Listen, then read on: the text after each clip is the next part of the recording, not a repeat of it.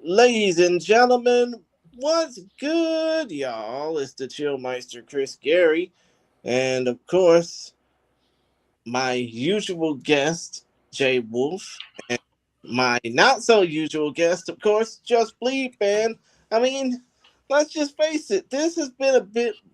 I wouldn't say it's been a bit weird, but to be honest, considering the fact that it's a pretty big week this week as far as fight sports goes, well, as far as combat sports goes, if you're a fan of sports entertainment, or considering how crazy last week was, if you're a fan of overall fight sports in general.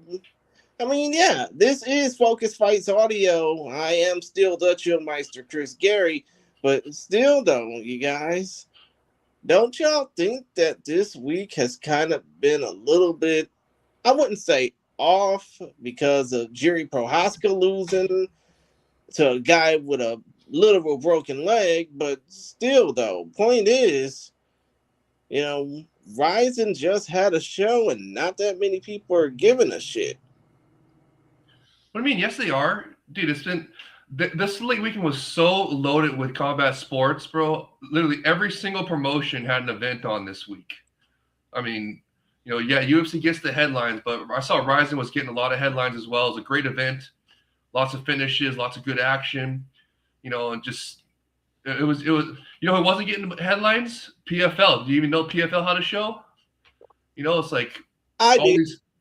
Well, yeah, of course we're hardcores, but I'm saying I didn't see hardly any headlines about it. So, but I did see about Ryzen. Shadalayev, of course, or Steamroller Shadalayev, got some headlines. And so I mean, especially if you follow Japanese Twitter as well, there's a bunch of stories. I mean, the Rose Goat, Bar Goat, Sakaki Barasan, the CEO of Ryzen, he was talking about, the big storyline was with him and Danny Sabatello, the bantamweight champion. We'll get into that later. Well, And actually, we can get into that in about a good 20 minutes, but still, though, continue. oh yeah, I just wanted to reiterate that it was just a loaded weekend of combat sports. I mean, like everybody, even kickboxing had events over I the mean, weekend. come King to K think, one. come to think of it, you can also say, in addition to K1 having a solid event the night before, you can also say that Tenshin Nasukawa is now a world championship contender again in professional boxing. I was just about to bring that up. We also had a boxing event, and for me personally, it was I call it the SRE rivalry weekend. The Superior Rule Set Epicness rivalry weekend with Black Combat and Ryzen, who was going to have the best Superior Rule Set action. And I have to give a little bit of edge to Black Combat because they did have a finish with Superior Rule Set, but Mm-hmm. Ryzen did have some Superior Rule Set action as well. So, and it was uncharacteristically a lot of decisions for both companies, both Black Combat and Ryzen. So, but there was still a bunch of finishes galore and a bunch of Superior Rule Set action galore. So it was still a good successful weekend. But I just wanted to see more Superior Rule Set finishes. Then also I went to Combate Global had an event as well. They're still doing their thing, going strong. So really shout out to Combate Global. Everyone check Yeah, them out, free on YouTube. and I feel sorry for Campbell McLaren because a lot of people were basically hung on wanting to watch it. I watched a little bit of it myself, but the thing was, not that many people were interested in showing it love outside of where you are. Right. Yeah. I mean, it was a packed house. I went to it, so it was a packed house, and they sold it out, and the YouTube stream got pretty good, and they're also simulcast on Samsung TV. So it'd be interesting to see what their ratings are there for Combate Global. Right. So it's a pretty successful show, and they'll have another one in next week. So where it's not a Fools big gone UFC wild. against it. What? Fools gone wild. Yeah. Pretty cool. Campbell McLaren does a like a amateur feeder organization for guys that are trying to get it to the big leagues. You can follow them from their journey from the amateurs up to Combate Global. So it's pretty cool. So and also found out, Jay Krish, on Mhm. your show last time. Remember, there was a bunch of trolls in the comments, and I found out. I thought that they impersonated one of the guys from the Discord. And so that's why I was sitting there going, hey, you just don't know the lore and stuff. But no, it wasn't an impersonator. It wasn't Ake. It was a different guy, and he was making up straight up lies about you, about me, about so and to the trolls out there, the quote for our buddy CJ Jewett to quote the great Harold Howard, one of the original UFC no holds bars fighters. If you're coming on, then come on. I mean, damn, Jay Wolf, you didn't have to take off the sunglasses. Well, that's how Harold Howard did it for his promo for original UFC. So, shout out to CJ for sending that request and get a perfect opportunity to call out the trolls. So if you see those guys in the comments again, Jay Krish, go ahead, just ban them. They're not from the Discord. They're just talking multiple lies, talking trash, and it's just get it out of the comments. So, I just want to point that out that found that out. That it was not Ake, and it was not a guy from the Discord. It was somebody coming to disrupt the show, and and just troll, and just that's unacceptable. So just want to point that out. So, anyways, let's get into the show. Or wait, no, Just Bleed fan, you got to do your intro. Real quick, Just Bleed fan, I realized that we had a lot of Superior Rule Set related action. Of course, we had Jiri Prohaska losing to Carlos Ulberg for the UFC World Title. We had Toby Too Quick Misek defeating Felony Charles Bennett. I was about to say Crazy Horse, damn it. Losing on the BKFC Hawaii card, which ran opposite Rising Landmark 13. And in addition to that, Rising fighters trying their hands at boxing. Miyu Yamamoto lost her fight in Australia. Tenshin Nasukawa knocked out Juan Francisco Estrada and probably retired the legend. But still, though, JBF, from your perspective, do you think that when it came down to this Rising 13 card and all the subsequent Rising happenings that have been happening over the last month or so, that people are just now getting interested in Rising? Well, I could tell you that it's taken me till this afternoon to catch up on most of the fight cards that I did not watch live because it was a loaded weekend. I had to watch after the UFC. I had to catch up with, BKFC Hawaii with both PFL cards, with Dirty Boxing. There was Game Red, Bare Knuckle MMA Friday night. I still haven't watched the Combate card, which is available on YouTube. So yeah, it's been very, very busy. Plus, not to mention, there were those few other things happening around the world in combat sports. So, but of course, Rising is our focus here. I watched the prelims because I saved them from YouTube, and then I finally watched the main card yesterday. It definitely a card for the hardcores. I don't think you're preaching to the converted with these cards. I don't think you're going to get many new fans, but it's a consistent product, and I thought it was a pretty good event. I see. And you know what? Before we even talk about the main card happenings that happened at Rising Landmark 13, let's go ahead and talk about the prelims and the all-Japanese undercard that took place. Sure. Can I point out one thing real quick about what JBF was saying? Yeah. The replay is on Rising.tv, and it's the entire event replay. Mm-hmm. It's not just, fights pieced together like how the UFC does it. It's the actual whole event. So it's definitely worth to get the replay. Right, JBF? Yeah, that is one issue since this is new since the UFC went to Paramount. They do a real crap job for people who don't watch the event live, at least as of the last couple weeks. I didn't check for the past card, but if you miss the card live, so you're working, you're busy, whatever, you can't watch the whole UFC event on Paramount Plus. Even with a subscription, you have to only watch the individual fights, which is ridiculous. It used to be on ESPN Plus and on Fox and whatever before that. you could watch the whole card. If you want to see the walkouts, the promos, the chatter at the desk, the whole thing, commercials, you want to see the whole thing if you're a hardcore fan. You don't want to just have these cut down individual fight clips. And It's infuriating. And I'll tell you another thing. I sometimes at the end of a UFC pay-per-view, I'd go to bed at 12:30 or 1 a.m. I didn't want to stay up for the post-fight show, but I always wanted to watch it. Sometimes I watch it with breakfast the next day. You can't watch that either.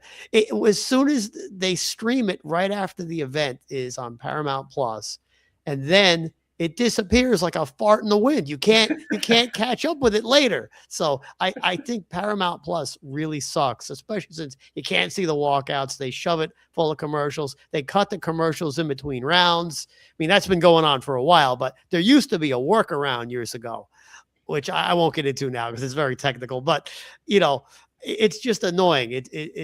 So yeah, it is nice that Ryzen has the whole event available. They do get rid of the music on the walkouts for copyright reasons, but other than that, it's the whole thing.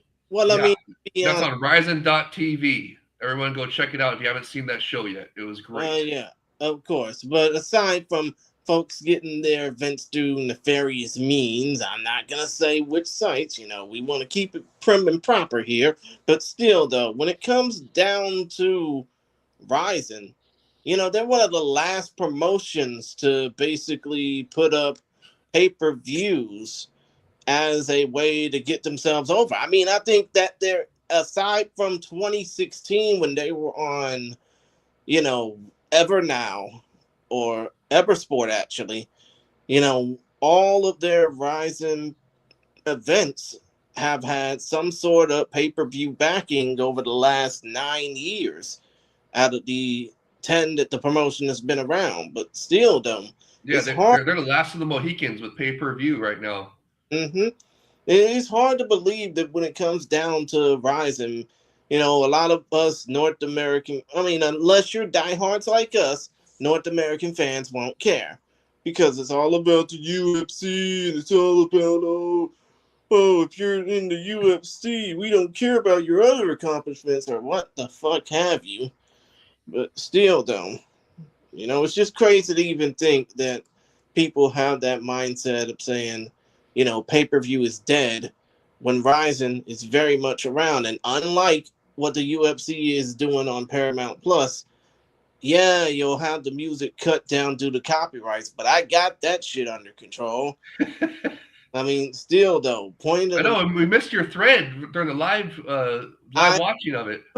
As of right now, I am still working on an article. If you're listening to this, it will definitely be out by the time I post the episode on the podcast platforms, and it'll be in the description of said podcast episode. But still, though. Oh yeah, that reminds me. How about your interview that you just did? My interview, Ryan Carl? Yes. People were wondering online in the Discord channel, what was that tweet about? It was a very cryptic tweet talking about, so we just want to get some clarity. What was that about? How did that interview go? I mean, that interview that I had with Ryan Cafaro, let's just say it was fun for me as much as it was for him. I mean, especially considering the fact that, the dude's a Cage Fury champion. He doesn't like what the UFC is basically doing, even though, of course, his fights are streamed on the Fight Pass. But still, though, it's like he basically speaks to us fans as a way of, we deserve to be respected rather than being dumbed down. I'll just say that.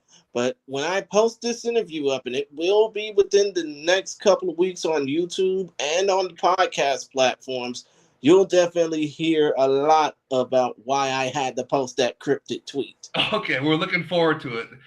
Ryan's on the next Ryzen card, Ryzen 53 coming up here. So and I'm also, speaking of Ryzen 53, I'm also going to be interviewing Katie Perez as well. Nice. Me too. For Todd Atkins' show, the Ryzen Report that he has me doing. So we'll be interviewing Katie Perez and doing a recap of this show. So that's going to be awesome.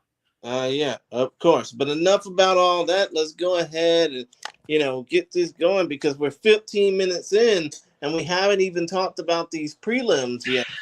All Japan undercard. And I'm gonna go ahead and say it now. If you missed out on the All Japan undercard, well, first of all, what the hell were you doing? Second of all, even though it was like a mixed bag, so to speak, half knockouts, half decisions, it was still enjoyable to watch. And I'll just go ahead and run these fights down as is real quick. Ryusei Imamura knocked out Yuki let me go ahead and check real quick, seeing what this Yuki guy's name is. Uh, I'm sorry, y'all. I'm basically having to do this shit on the fly. But still, though, point is Ryusei Imamura knocked out Yuki Kurosuchi. Hey, your camera's off. Huh? Your camera's off. Oh, right. And basically chiming in. His name is Yuki. Just say it's Yuki. Hey, blame MMARising.com and Robert Sargent for getting the full name out there, okay? He also doesn't like it when you use Tapology. Sorry, Drew, we're using Tapology, not SureDog. SureDog, they kicked out Jeff Sherwood, so they're done. It's all about Tapology now. But still, though, like I said, Ryusei Imamura knocked out Yuki Kurosuchi via leg kick or calf kick knockout 30 seconds into round number 2. In the MMA fights that were on this All Japan undercard, Ryota Big Baby Oki defeated Genji Arai via unanimous decision. Tomoaki Arimasu knocked out Kodai Yamasaki 4 minutes, 37 seconds of round number 1 via TKO punches. In the featured prelim, Shun Okamoto upped his professional MMA record to 3-0, defeating Daiki Ahiro 6-5 overall via unanimous decision. For Okamoto, this was his third professional MMA fight, but also his second in the last year after taking a 6-year absence. And as far as the main card goes, the first 2 fights, which were shown on YouTube along with the rest of the 4-fight prelims, Hyuga Minagawa defeated Seiya Inoue via unanimous decision after 3 5-minute rounds. And in the fight that basically got me feeling some type of way, like it was a small world after all, Kyohei Takagi, aka Hinotori, the Phoenix, knocked out Ryosei Honda via TKO, right hook, soccer kicks, hammer fist, 4 minutes, 50 seconds, round 1, damn near ended man's career while coming out dancing like it was Tokyo Disneyland or something. But still, in that particular fight, when it came down to the Hinotori Honda fight, and I don't know if you've seen this, J Wolf. Oh, actually, you probably did, but JBF, I don't know if you've seen that particular entrance that Hinotori came out with, but considering you're the elder statesman of the 3, I mean, what were your overall thoughts about the All Japan undercard, and in particular, the featured fight on that All Japan undercard, Hinotori versus Honda?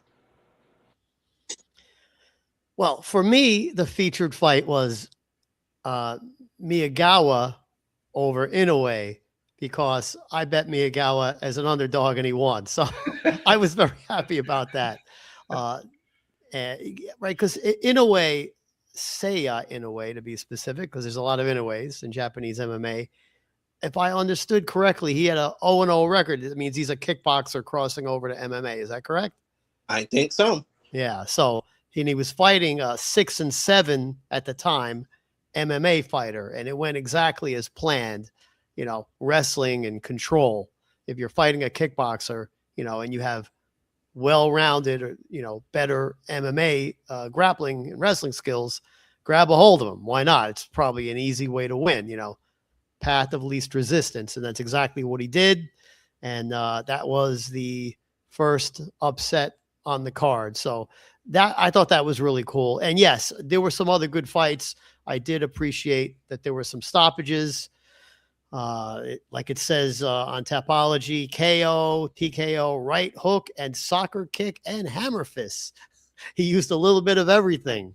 Takagi over Honda. But think of it. You can even say it was a little bit of Disney magic that made that ass whooping possible. Yeah.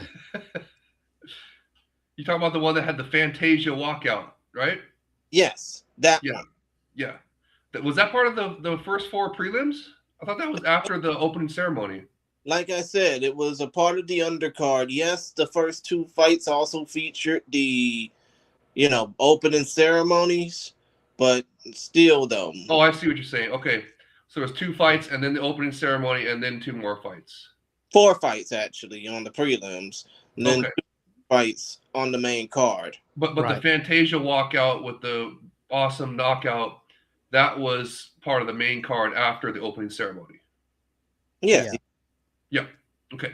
I mean, come to think of it, Jay, what were your overall thoughts about the All Japan undercard, and in particular, the Hinotori versus Honda fight? I was going to ask if someone could send me them because I was at Kabate Global. I just got home in time to see the opening ceremony and the opening VTR.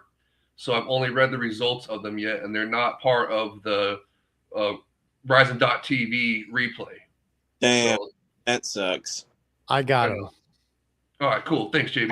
I gotta teach you how to download them yourself. Yeah. We'll definitely do that in the DMs. Yeah.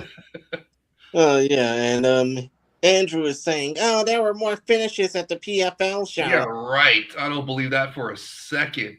Maybe they're pitiful finishes where they were, pitter pat, typical PFL quick stoppage. Ref jumps in early just to get their finish percentage up, but I seriously doubt they were as devastating as what was on Ryzen and Black Combat and all the rest of them.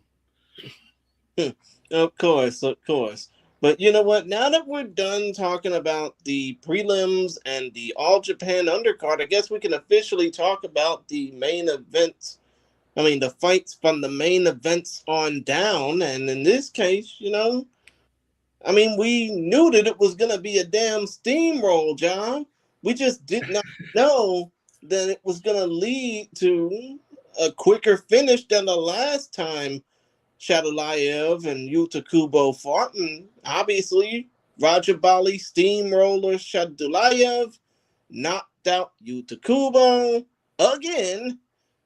The first round knockout, 4 minutes, 13 seconds, punches from the back mount position. I mean, damn. It's basically been about a year and a half since Rajabali Shadulayev been in the Ryzen Fighting Federation. And obviously now we realize he's too big to hold, too big to fail, I guess. But here comes the opportunities coming in, Homeboy wants to face off against better competition, and who can blame him? Ryzen just doesn't have that big of a competition level compared to, say, I hate to say it, the PFL or even the UFC. But let's just say, if not against anybody from the PFL who doesn't have a champion booked right now in that featherweight division, or Ryzen, who should Shadulayev steamroll through next? Because I heard on commentary Michael Schiavello and Damian Beatdown Brown rattle out some names like Chihiro Suzuki, or in some cases like Ren Hiromoto. Let's face it, that shit ain't happening. No, Chihiro is still recovering from an injury. He needs to be. He has an exhibition coming up. What should we call it? Leftway expedition against. Gosh, I'm blanking on the name right now because we're live. But anyways, he's coming off of injury. He needs to get back in there, and I don't think he, should go against the steamroller Shadulayev right away after coming back. And same thing with Ren. Ren doesn't have the grappling to hang with Shadalayev. Shadalayev himself said some good, interesting names, though. Did you guys pick up on that? He was talking about Kizriev from PFL, and because PFL is talking about collaboration with Ryzen, which is cool. Hopefully, go ahead. Yeah, I heard about that. John Lewis, their new PFL, the new John PFL. Martin. John who? Martin. Yeah, John Morgan. The new Martin. PFL. Martin. So long since I actually gave a shit about the PFL. Got rid of me from their press corps. Almost forgotten to actually give a shit. Well, this is the only thing to give a shit about PFL is their collaboration with Ryzen. So, but I have to, like Drew always says, I have to see it to believe it. So yeah, I have to see it to believe it too, because in the case of, them wanting to maintain a partnership with the PFL, I'll be happy if it happens. Just give me some time to figure out who's on who, and also book a fucking champion. Yeah, let's give JBF a chance to respond. I saw him shaking his head at me, talking trash about the PFL. I'm doing that just to dig at Drew because he loves it too. Okay, JBF, what do you got to say about the fact that Shadalayev needs more competition? Yeah, he was a massive favorite in this fight from an odds point of view. Kubo had what they would call a puncher's chance, and nobody really thought he had much of a chance, let's be honest. But he's Japanese, and I guess he has a degree of popularity, so hence, he got the opportunity. Now, there's no shortage of 145-pound fighters in the world. The only question is, do you think Ryzen is going to insist that, the next challenger for Shadalayev, a foreigner, should be Japanese? If so, then you've got a smaller subset of fighters to pick from. If you're willing to bring in somebody else from around the world, doesn't have to be from PFL, but there's all kinds of great, up and coming fighters at 145 they could bring over. So who knows? There's a lot of opportunity there. Come to think of it, two names that are often brought to mind when it comes down to wanting to fight in Ryzen are Jeremy Kennedy, JBC Jeremy Kennedy, who's always called his shot in wanting to fight in Ryzen, and Mads Burnell, former UFC fighter who's looking to try and get into Ryzen. Yeah, I saw those guys talking about it, but I still think it's going to be one of the two guys that Shadalayev himself was talking about post-fight, and that was Kizriev and Akimoto, the Ryzen Prince Akimoto. And I don't know if they're going to do Akimoto right away because they might want to give him another fight, or I don't know. I don't know if they want to risk him losing before they put him in there against Shadalayev, because he's coming off a huge win against Patchy Mix. Mm-hmm. An incredible win against Patchy Mix. So and just book him. That's it. He's Japanese and he already fights in Ryzen. So problem solved, But they do need some other names, right? Yeah. I don't think they want a foreigner for the champion. Like you were saying, JBF, they got a bunch of guys at 145. That's one of their strongest divisions. But who's on the level of Shadalayev, right? That's why we're talking. Nobody. Yeah, exactly. That's what we're talking about, bringing in guys from PFL or, because I think that fight with Patchy Mix and Ryzen Prince Kyoma Akimoto was, in my mind, it was a de facto number one contender fight. And, the Ryzen Prince Akimoto, he passed that with flying colors. So I wouldn't be surprised if he was next. I just don't know if they want to, because he's so young, he's a young gun. So it's like, do you throw him in there right now? Or, but you know what? That would be better than what we just saw, because I just want to make this point that was a total waste of a Shadalayev fight, in my opinion. I mean, I know, I guess there was, we're trying to figure out why they booked that in the pre-shows. And kind of think of it. Would you say it considering the fact that you're old enough to remember this, would you say it kind of gave you Tyson Bruno 2 vibes?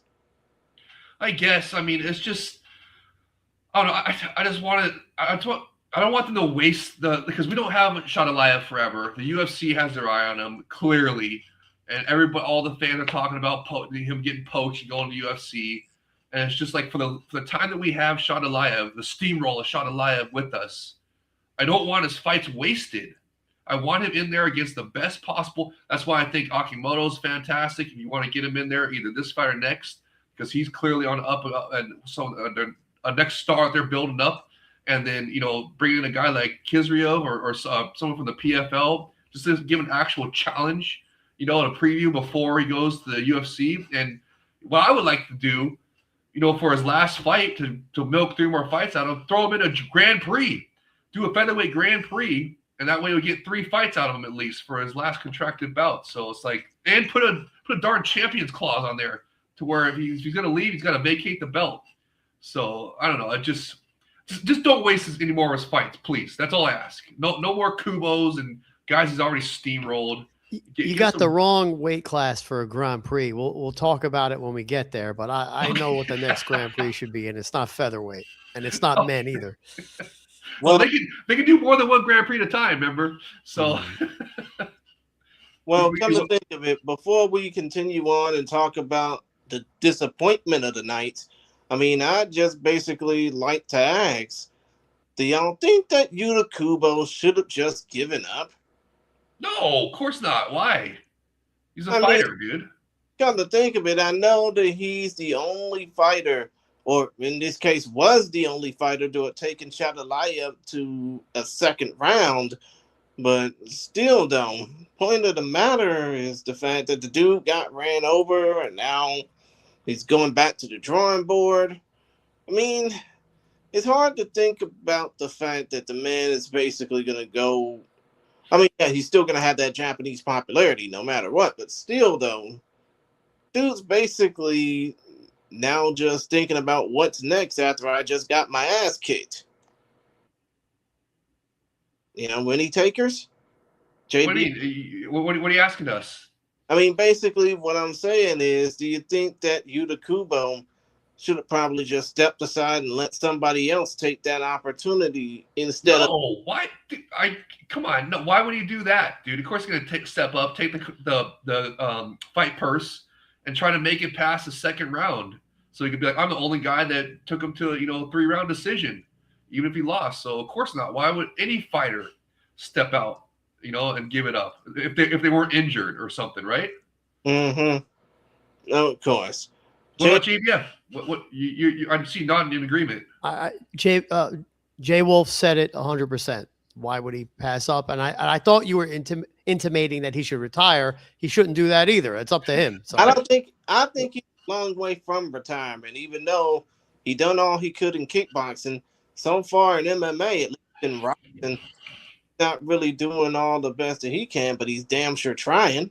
Yeah, it's Rising's job to book now a more credible, evenly matched fight, or at least someone with a better chance. So I think we're in agreement. Akamoto. Let's move on to the next fight. Yeah, of course. Well, hopefully we can be better at talking about this next fight than what it actually was, because in my mind, Danny Sabatello is in desperate need of a finish in his next fight, and that's not just me saying that.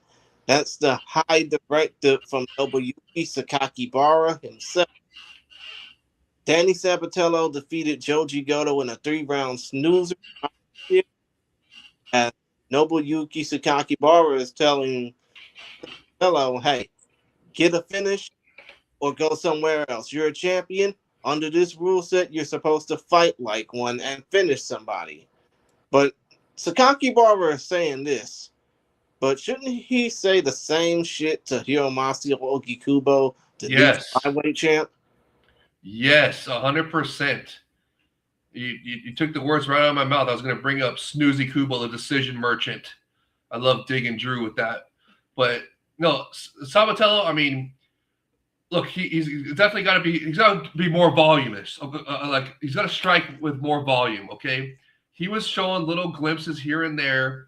He won the title with a flurry in the 3rd round. That was like superior rule set, grounded kicks, stomps, attempts, stuff like that. So he shows little glimpses of the fighter that he could be. And his debut for Rizin, was the birth of a new mythical fighter. I like to say the King K1, Danny Sabatello, because he was striking and doing all sorts of cool stuff in that fight against Ota, and it's just but he has the ability, and we saw him in his fights with Sato and against Joji Goto. There was glimpses where he was throwing a couple grounded knees. And it's like, dude, we just need more of that, okay? Just give us some more volume. And then, just work towards, you don't have to, you can't force a finish, is what I'm saying, especially at this level. It's really hard to force a finish, but just work for a finish. Don't just sit there and just grapple. And you know what another thing is that's really, it's the new scoring criteria, right? They now scored round by round, and it favors Danny Sabatello's style of grinding and wrestling, and just grappling his way through a 3-round decision to win the rounds, each individual round. And the refs, you got to send into the refs and say, hey, we need some quicker stand-ups, quicker breakups, and you need quicker calls to action, especially when they're on the ground. If they're not throwing that many strikes, they're not going for any kind of submission holds or anything, start yelling action quicker. And just like Yuji Shimada used to do. He used to give him like 5 seconds, and he'd be already yelling. Even if they were, even if they're already we're in the middle going for like a triangle or something, he'd still be yelling action at him after 5 seconds of inactivity. So just, Barasan or the Rose Goat, Bar Goat, please send it in to the refs for quicker calls to action and quicker stand-ups and breakups. Okay, and then also you can incentivize your fighters to go for finish. Do they have a finish bonus in Ryzen? I don't know. Maybe put a finish bonus out there. Maybe put a bounty on strikes. Say, hey, we'll give you a bonus if you can throw some spectacular superior rule set strikes. That's what all the fans want to see anyways. Just throw these ideas out there. But I definitely hear you. And it was funny because this fight, I almost fell asleep, bro. I'm not kidding you. It was so late, and I almost didn't make it through it. I was dozing. I missed one of the parts in the fight where Sabatello goes for a jump, like a flying jumping something, and he just jumps straight up and just falls on his butt, dude. It was one of the comedy highlights that I saw afterwards. But it was still Danny Sabatello, great American champion. I love that there's an American champion in Ryzen, but we just need more volume, bro. Just more volume when you're on the ground. None of this grappling controlling to win the fights. JBF, what say you? I agree. In 2026, if you're a champion or a high-level fighter in any organization, the boss, whether it's Dana or Mick Maynard, who controls your fate, or Sakakibara, if you're delivering boring fights, if you're not getting finishes, they might just part ways with you. And that applies everywhere. So, like 10 years ago, you could have got away with it more. Mm-hmm. Come to think of it, I hate to interrupt, even though it's kind of my thing. The UFC did the same shit when it came down to Zumagulov. That's why, unfortunately, he's fighting all around the world except for the UFC instead of the 6-fight run he had in the UFC would have led him to a title shot by now. He could have been. And the UFC, it has a finish bonus now, right? Every fight is a finish bonus now. Yeah, right? I think that's a great thing. Well, it remains to be seen. Give it till the end of the year, and we'll see if that increases the number of finishes in the UFC in 2026 noticeably compared to previous years. So it's a little early to judge. It should, right? You would think, but but I think that's a great thing. There should a finish bonus always incentivizes, and then just the fear of losing your job. Sakakibara. He said that publicly, right? Was he on camera when he said that? Yeah. It was like a behind-the-scenes shot. He was telling Sabatello, finish. You need to finish. Right. Yeah. Well, we all saw it on the broadcast. It wasn't like just reported in the news, So I mean, that's kind of shaming him a little bit. That's your champion, so he should feel like he has to do that. Otherwise, they might just kind of let him go. I mean, he's got this rare spot, right? He's maybe not likely to get in the UFC at this point in his career. So he's a champion in a major organization. He should be very happy to have this position and really should try to please the fans and keep it. Mm-hmm. Exactly. I mean, to be honest, I just hope that when it comes down to his next fight, and you know, much like Shabaliev, we don't know who's next for Sabatello. I mean, I know there's a lot of these challengers looking to face off against him, but still, though. That's what I want to talk to you guys about. Who do you think should fight Salvatore? That's another thing. If you don't want him to be, able to, just grind out, just put a better fighter in there against him. Put somebody in there who has a chance to beat him. And I want to know, who do you guys think they should put in there against Sabatello next for the next title challenge? Should they go out and grab somebody? Bantamweight is a very deep division as well. But they can go get an outside guy from PFL or whatever, and they got plenty of guys in-house that can give them a good challenge. We were rattling them off in the Discord. So I just want to hear what you guys think before I say anything. To be honest, I really wouldn't know what to tell you. JBF, you go ahead and lay it down. It's similar problems with Shabaliev. He's a foreigner, so they're going to want to put a Japanese fighter against him. So that makes the pool smaller. Who does Rizin have in the bantamweight division? I was just trying to look on Wikipedia to see if there's a list of Rizin fighters. So we could look through the list, and they don't have rankings, Rizin. So not like we could say.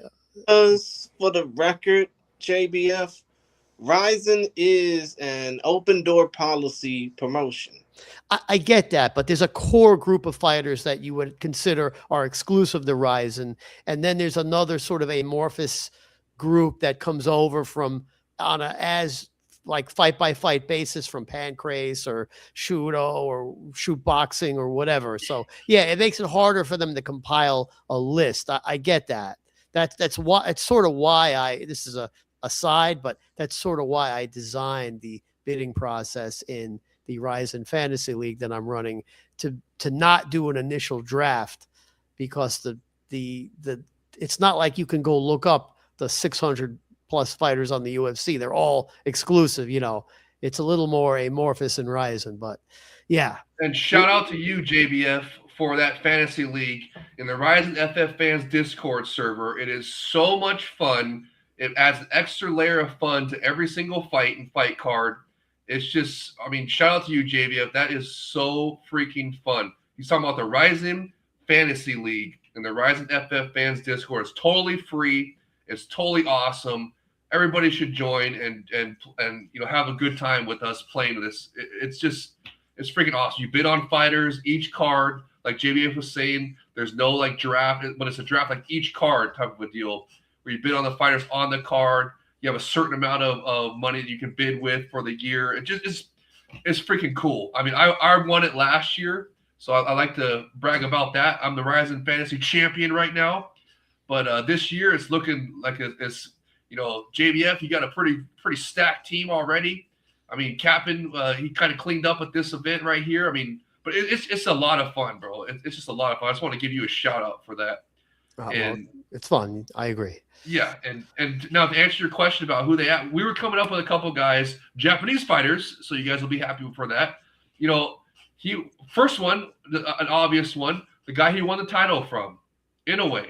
Okay, that was a very close decision. Remember, it was that third round that. Oh, go ahead, Jay Chris. You want something? Yeah, you want to jump in there? Thing though, Naoki Inoue is going to be fighting in the PFL in Brussels, Belgium, in about a month. Yeah, but when he comes back, because he's not signed with PFL. He's just it's like collaboration loan thing. I'm expecting PFL to send over some guys for him as well. But when he comes back, I think that would be, because Danny Sabatello won that fight by the hair of his chinny chin chin by that third round flurry with the superior rule set, in my opinion. Now. Who has a point going back to the Shabaliev fights? Well, Shadaliev's potential opponents, saying that AJ McKee and Paul Hughes are really the only ones that should be facing them. Well, those are good names. But what about the names that he said? Kizriev and Rizin Prince Akimoto. I think those are fantastic names. Akimoto especially because he's, the Rizin Prince has come off a huge win against Patchy Mix. And he's ranked everything, like fight matches, all that good stuff. So it's like I just think he'd be the best one. It's just they want to put him in there so quickly. But Yeah, all those guys are great. I like those suggestions. yeah, but going back to Sabatello, same Yes, different yes. fighter. Okay, now Sabatello, he won the title by the skin of his teeth, right? And so in a way, I think is a viable option when he comes back to the PFL. Also, we're coming up with another Japanese fighter. What about Matoya? Matoya is another fighter that went took in a way, to the limit in his title fight with him. That'd be another good challenge. He's got skills, grappling skills as well. Go ahead, TJ Krish. Thing when it came down to the Oki Kubo fight, but here's the thing, though. That's another one. I think For a double champ. Yeah, but here's the thing, though. I think that Yuki Motoya's career clock just might be ticking, and we're going to talk about career clocks in the next fight that we'll be talking about as well. But still, though, Okay, yeah. Well, just was throwing those couple names out there. I mean, they got guys on roster right now that could challenge Sabatello, grappling heavy guys on roster that could challenge him, right? So it's just I don't know, and there's plenty of guys you can bring in from outside organizations that will be awesome. So there, just don't give him a guy that has no wrestling, okay, that does not have grappling that will allow him to just do a 3-round, grapple fest decision like that. And you got to, again, I can't stress this enough. If you're not going to have a finish bonus, you got to send it into the refs for quicker calls to action and quicker stand-ups and breakups. And that would be problem solved. I mean, to be honest, Danny Sabatello did also call out the promotions of Octagon, that is OKTAGON, and KSW. I mean, yeah, I saw that. That was awesome. He said, F the PFL, F the Octagon, F KSW. Fuck KSW. Yeah. I would just like to add that I recently discovered that Wikipedia does indeed have a list of Ryzen fighters broken down by weight class. It's not 100% accurate, I'm sure, but you could scroll down the list of names and see who's coming off a win or a loss. Do you see anybody you'd like to see face Sabatello next, JBF? I think, didn't you just say a name that I thought was viable in a way? Yeah, in a way. Yeah. I mean, he's coming off a win. I mean, there's a few other fighters, I don't know how realistic they all are, but yeah, you want them to be Japanese and they got to be coming off a win, All right. So I wouldn't be against Inoue coming off a win rematch. Well, if he wins his PFL match next month, then when he comes back, that's who we should throw in there against Sabatello. Yeah, absolutely. Cool. Meanwhile, I'm looking at the list of current champions, and the only champion right now, currently in KSW, is Vitaly Yakimenko of Ukraine, who is the current KSW bantamweight champion. I don't think he'd be able to match well against Sabatello, but it is what it is, even though he is 11-2 overall with 8 finishes. What about the PFL roster? Oh, the PFL doesn't have a champion, I don't think. For bantamweight, they got some good bantamweight guys, and it's a deep division throughout the whole world. Mitch McKee would be a good opponent for him. Yeah, and they're bringing in some guys. What bantamweight, what weight class was Ryan in? I forget right now off the top of my head. Ryan who? The one he just interviewed. Ryan Cavaro. Cavaro, that's right. I was going to say Cavello. He is a featherweight, if I'm not mistaken. Okay, so that could be another challenger for Sean Elia, depending on how well he does. But we need bantamweights here, so wasn't there a bantamweight that we sent over to PFL? Or no, that was featherweight as well. Or no, lightweight. And of course, much like the featherweight division, PFL does not have a bantamweight champion as well. But they do have bantamweight fighters. So and it's not just PFL. There's a reason why I call it Octagon and all of them. I mean, there's good bantamweight fighters. It's a very deep division worldwide. Yeah. So there's good This is fighters that very can bring in. speculative, talking about fighters around the world that, that need to come over to Ryzen. I mean, who knows if that's feasible? I mean, Yeah, think of it, Marcelo Alves, the guy that's going to be facing off against Naoki Inoue coming up. Maybe he should be next in line for an opportunity to fight in Ryzen should he defeat Naoki Inoue. and also we have some guys on this card, on this landmark 13 card, that emerged as look at Temirov's brother. I know they're a different weight class, right? But I mean, he looks like he is going to be something, quite a significant force in. I think he's featherweight, right? Temirov's brother. He's a bantamweight. Oh, okay, perfect. That's I knew man. That's why I brought him up. It's So got to be in a bantamweight. way. We can't be going down to secondary and tertiary. This is for a title, It's got to be in a way, I'd say. I Okay, mean, no, that's fine. That's fine. That's why I brought him up. But I'm saying for future contenders, you got guys coming up like Temirov's brother, who thank goodness is a bantamweight. I thought he was a featherweight, but he's a bantamweight, and he just scored a sensational knockout, probably the best knockout maybe of the whole weekend. One of them certainly of Fukuda, right? So, and Fukuda was on his way. If he won, I bet you he was going to get a title shot next. So that's why I was bringing up Temirov right now because. okay, steer him back on track here. Hey, we're just bringing up names here to face Donnie Salvatello next. That's all we're doing. Talk about the rest of the fights as is, but we got a time crunch to go through. Okay, all right. Go ahead and talk about the next fight, which would be the chief support of this fight card. That would be Yoshinori Horie defeating MMA legend Patricky Pitbull Fury via split decision. And this was a fun fight to watch. I'm not going to lie. I enjoyed watching the hell out of this fight because it basically shown Patricky still had a lot of fight left in him, even though, let's face it, not a lot of 40-year-olds can still go like he does. But in this fun fight, two questions need to be asked. What's next for Yoshinori Horie after beating a legend in Patricky Pitbull? And fun fight aside, can we say that Patricky's career clock is now ticking? Yes, I would say yes. And to me, this was a win-win fight for Ryzen because, either guy won. They had plenty of options, as you know from the preview show. So I figured Horie is now, he's got a big name on his belt, back in the win column, all that good stuff. So he's got, the sky's the limit for him on a good trajectory. But Pitbull, yeah, he's getting up there in age, but he's still got some left in the tank. So there's still some fun matchups for him as well because, he does know the assignment. He has a ground and kick knockout. So we know that he knows how to bring the superior rule set action. So I definitely want to see him again until he retires, I guess. But there's other guys I can match him up with. I mean, I'm curious, who do you think? What like JBF, let's go to you next. Who do you think should be for each of these guys?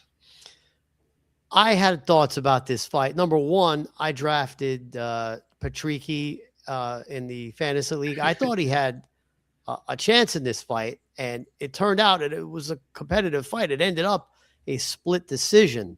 I thought Patricky looked pretty good, actually, in the fight. So to answer that question you asked a moment ago, he definitely bought himself some more runway as a legitimate fighter at 40 years old. He looked solid. And I actually was, crossing my fingers, hoping he was going to get the decision. I can't say that, I disagree that it went the other way. It is what it is. Could have went either way. Fair enough. But yeah, Patricky looked good.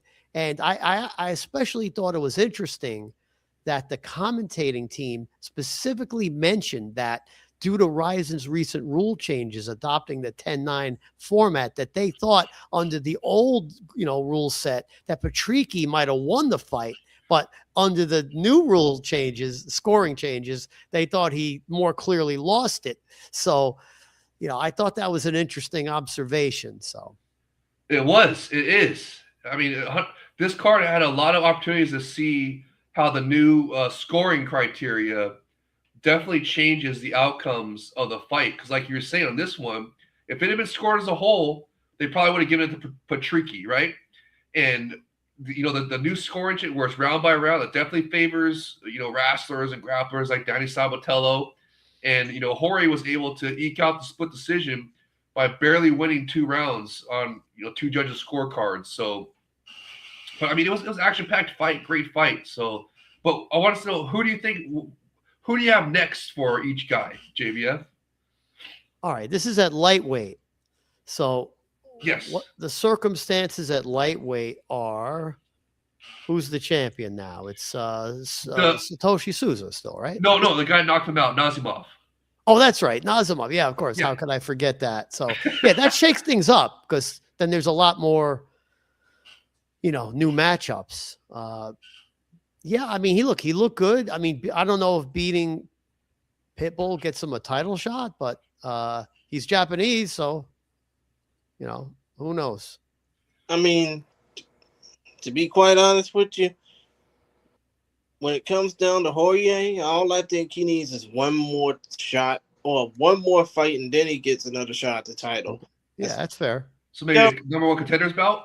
Yeah, maybe a number 1 contenders bout. But as far as Patricky Pitbull goes, I don't know if he wants to be used as an attraction fighter. I still think he does.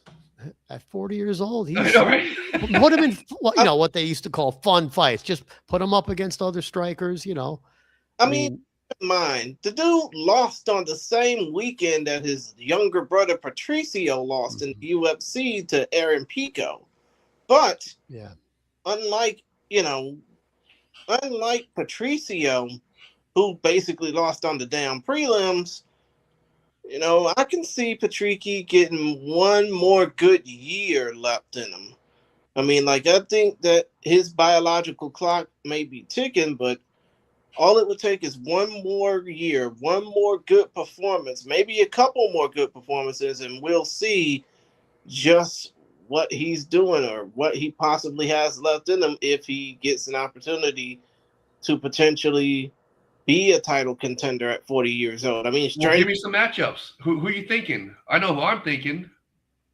I mean, you know what? Who are you thinking, Jay Wolf? Well, I've always wanted to see Satoshi-san get that win back against him, because Satoshi literally got off the couch 2 days and fought Patricky Pitbull 2 days notice, right? Just barely getting off the couch. So you're still eating his potato chips on his shirt. And a rematch between Patricky Pitbull and Roberto Satoshi de Souza would happen? Yeah, I mean, because remember, Satoshi's coming off that devastating knockout from Nazimov, right? One of the knockouts of the year contenders. It was brutal, and that's why he hasn't been in the ring again for a long time because of that. So, I mean, and Patricky, he still has some gas, right? So, and he's not coming off a brutal knockout, so he can be back in there pretty soon. So, I don't know. I've always wanted to see that rematch so Satoshi-san can get a chance to get that win back.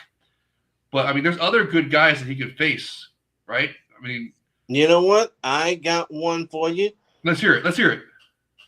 Damian Beatdown Brown did say that, he would love to drop down the lightweight to fight Patricky Pitbull Fury. And how I know this was on the damn broadcast.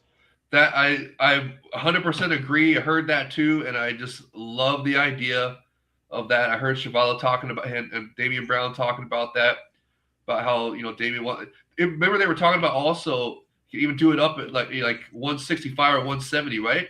Did they say that instead of having him cut down? Or am I misremembering? 155 or 165.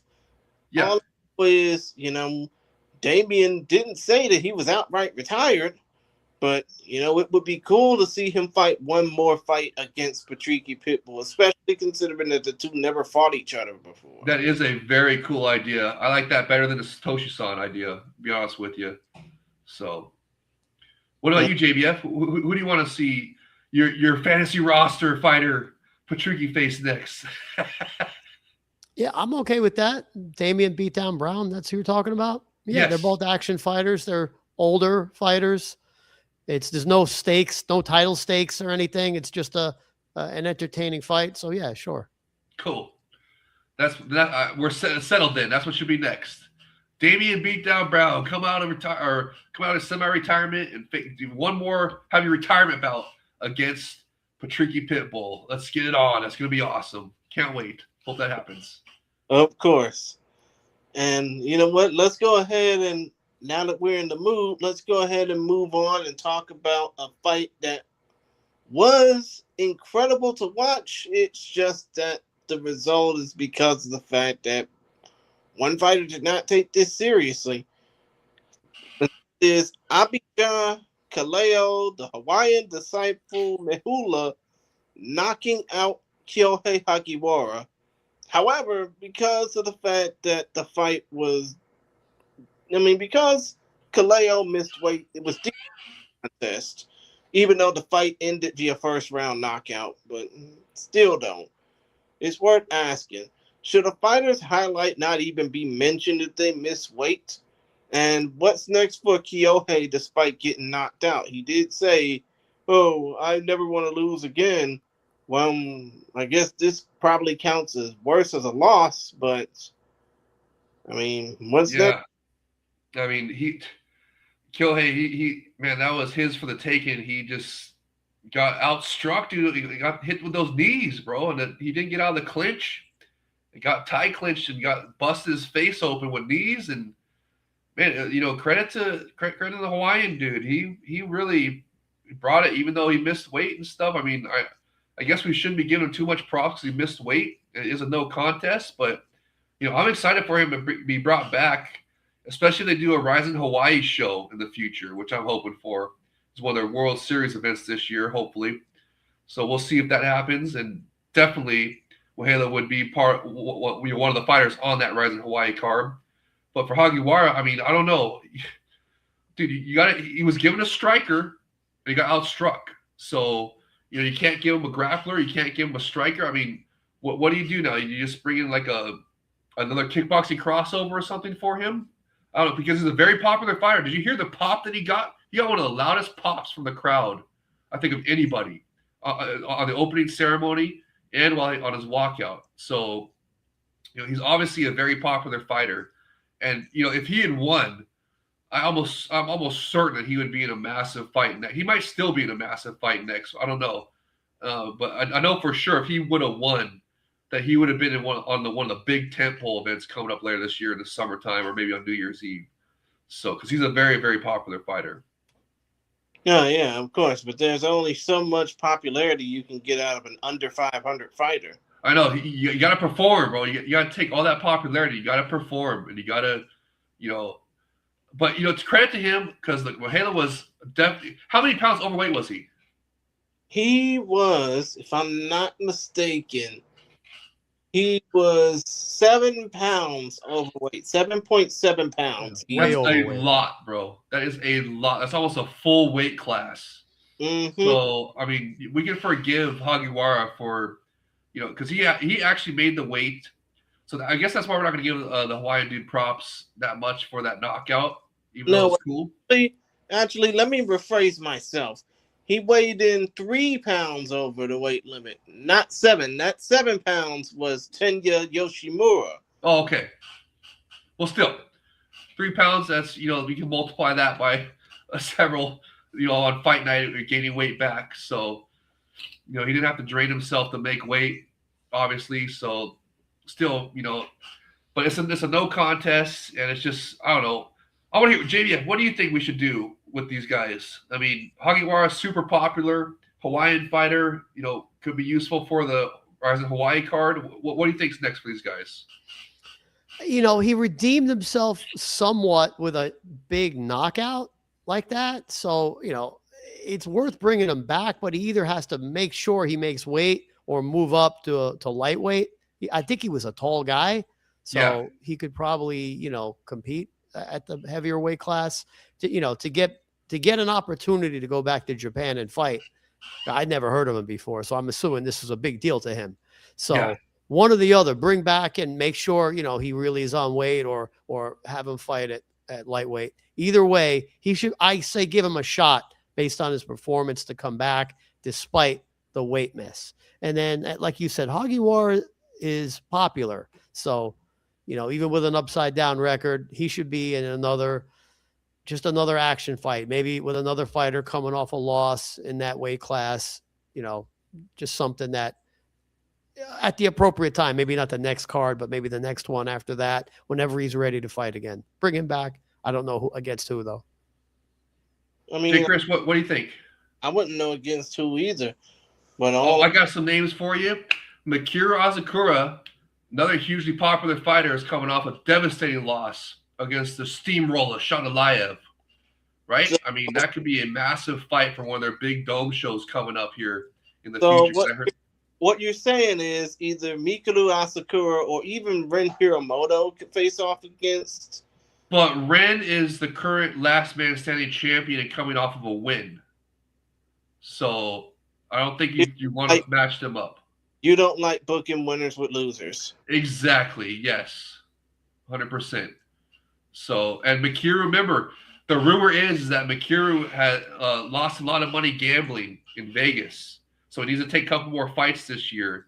So if he wants 2 more fights this year, there's supposed to be a big dome show happening this summer.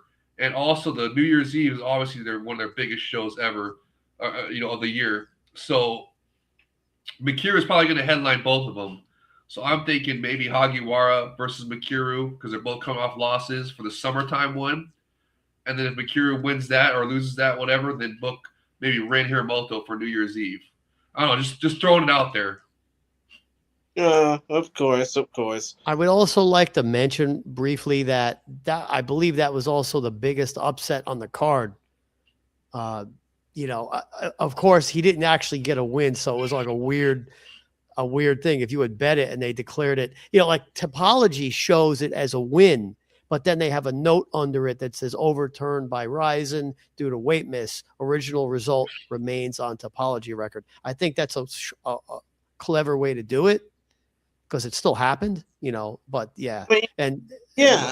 It's also worth mentioning, JBF, again, sorry for the interruption, but this was a damn Team World versus Team Japan fight as well.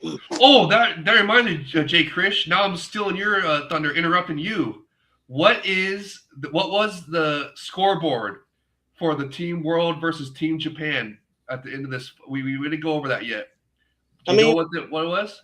We can go over it after the end of the Zumagazi versus Tenya fight. Okay, don't forget. I want to because I love the whole theme of this year. Shout out to Sakakibara-san, the Rose Goat, for coming up with this. Ryzen versus the World. So, hey, what's up, CST Today News? How you guys doing? Thank you for tuning in, brother. Man, love Combat Sports Today News. Everybody go like and subscribe to Combat Sports Today News. One of the best in the business. Oh, yeah, of course. But still, though, I liked the Japan versus the World concept because it basically was trying to show Japan's prowess against some of the world's best, even though, of course, the Mihula versus Hagiwara fight didn't count. Yeah, but still, the concept, I absolutely loved it. I'm so happy and thankful to Sakakibara-san, the Rose Goat. Bar Goat, as I like to call him. I mean, he's the best, bro. I love it. It's going to be a theme for the whole year, too. So I'm so happy about that. I love it. Of course, but let's go ahead and go on to the next fight. And for now, we can basically say that Azizbek Timorov's UFC dreams are put on hold. Because he knocked out Ryuya Fukuda. Second round uppercut TKO. I mean, the dude had a pretty fun showing in his Ryzen debut, and let's just face it, Ramazan is in the UFC. He already chose his fate. Azizbek is now keeping that last name alive in the promotion.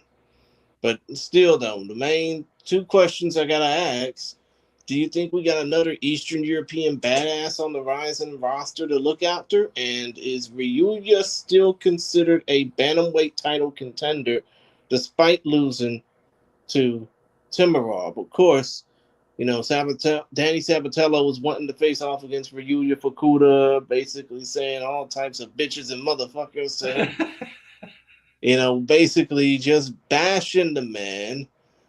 But considering that Fukuda lost, I mean, I don't think his championship status is in jeopardy, but needs a little bit of a look. I mean, to answer your questions, the first one, yes, we got another great international fighter. It looks like that was probably the best KO of the night, in my opinion. I mean, just knocked Fukuda dead. Like he was out on the mat for like. Did he have to be stretchered out? I can't remember if he had to be stretchered out or not. He did. Yeah, it was a devastating knockout. It didn't even look like it was that bad on the replay, but it definitely knocked him out cold, dude. And Fukuda is no joke. He's a good striker, one of the a great bantamweight striker, Japanese fighter in the bantamweight division. And to me, I think Temerov emerged as a clear, future contender, especially for. I mean, because he's going to have some grappling as well to go along with that striking. So I don't know if it's going to be on Sabatello's level, but who knows? I mean, that's why we match him up and see the fights how they go. But he's definitely a viable contender to match up against Sabatello in the future. And then Fukuda, to answer your question about Fukuda, you definitely, dude, he's a Japanese fighter, popular and exciting guy who either puts on, either gets the awesome knockout. Like I wanted this to be a number one contender's bout because he was coming off of a superior rule set finish in his previous fight. And I wanted him rewarded with a title shot. So that's, this to me was a de facto number one contender's fight. So I definitely want to see Fukuda come back. I like him a lot as a fighter, and just great action fighter. So I don't know whoever we match him up with has got to be coming off a loss as well. I don't want him against somebody coming off a win. I really believe in momentum in mixed martial arts. So that's my only thing that I want to say about him. So what do you say, JBF? That was the second biggest upset on the card for those like me that keep track of such things. Surprisingly, plus 240 against Fukuda for Temerov. So, and yeah, it was an incredible knockout. So there you go. Another, Eastern European star in Ryzen. If they keep him, that definitely is a much needed injection of, international competitiveness into that weight class. So yeah, it was very impressive. Oh yeah. And what about Fukuda? Do you want to see him back, right? Yeah, of course. Coming off a loss, he's going to take some time off, and I don't know. We'll have to see what they do with him down the road. Yeah, of course. What about you, Jay Krish? What do you think? I mean, for me, I think Temerov just proved that first of all, he proved that he's here. Second of all, he's going to have to prove that he belongs. I mean, it would be really damn cool to see what Temerov does next or how he gets booked. As far as Fukuda goes, I don't know what else to say as far as, hoping to see another opportunity for him. I just hope that when it comes down to him next, it's at least in a fight where he'd be able to. I mean, it would have to be against a Japanese fighter because we've seen now just how he fares well against outsider opponents, and it wasn't good if he got stretched out like that. Well, I'd like to see Temerov against a grappling heavy fighter to sort of prepare him for Sabatello. You know what I mean? To see what he's got with his grappling. And for Kuda, I don't think it should be against a grappler. I think it should be, throw him in there against strikers. Even though he got on the wrong end of the strikes this time, doesn't mean to say that he will on the next one. So definitely keep putting him in there against strikers, see what he can do. But yeah, I mean, Temerov, I think, should be put into a number one contender bout next against a grappler. And, I mean, there's several guys that we could do. So I don't know. I'm just. If you Nobody drafted Temerov in the fantasy league, by the way. So who did?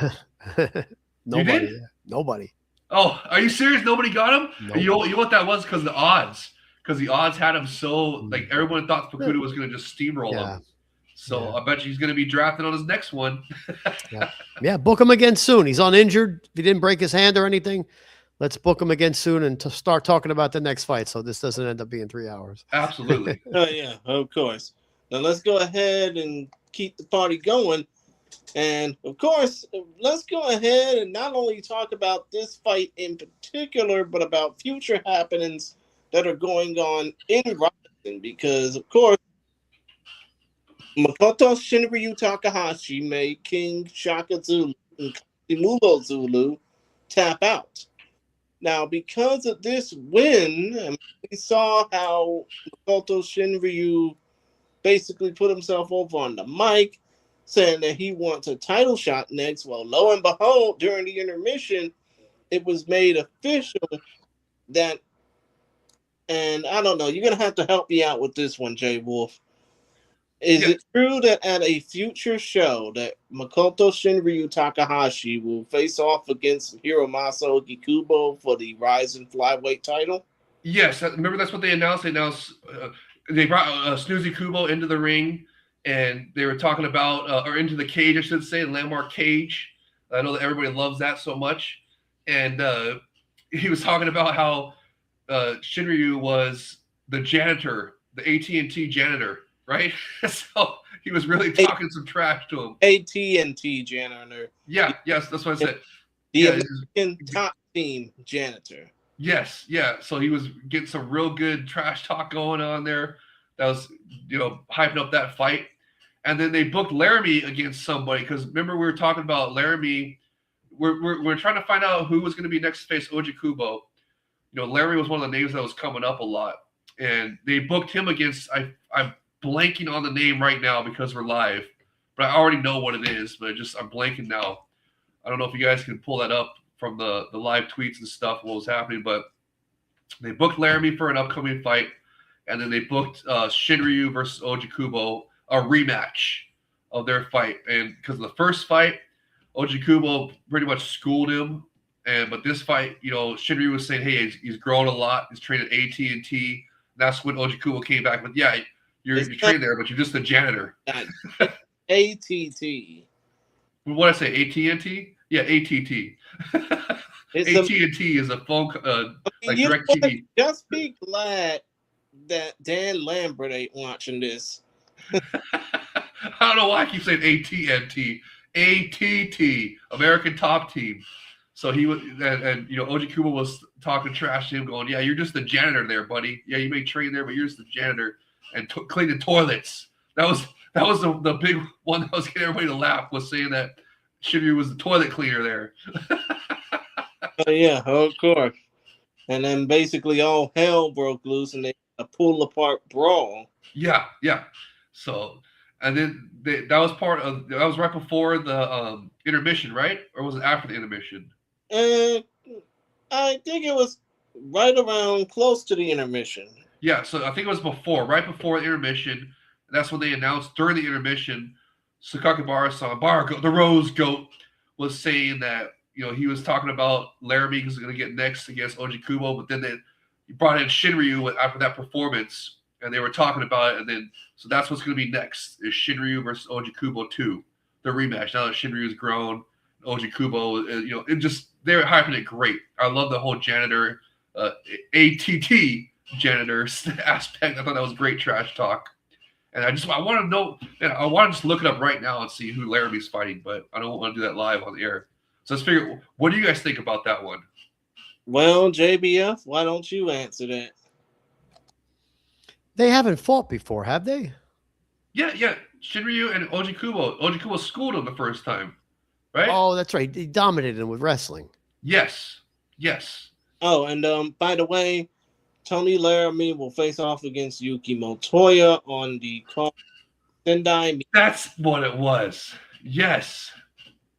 So if he wins there, I want Motoya to move back up the bantamweight, because he's already, he already faced Oji Kubo, so they can't. If he loses to Laramie, then I want to back up the bantamweight to face Sabatello in the future. Mm-hmm. And in this case, for Oji Kubo versus Shinryu, this would be a rematch of their bout from Super Rising 3. Yes, and Shinryu looked very impressive. Don't you guys think?